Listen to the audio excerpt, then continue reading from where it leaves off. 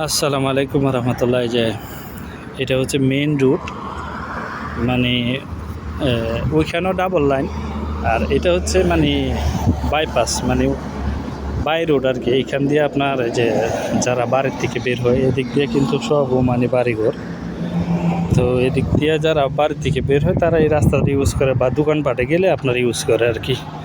তো এইখানেও double line হইতেছে।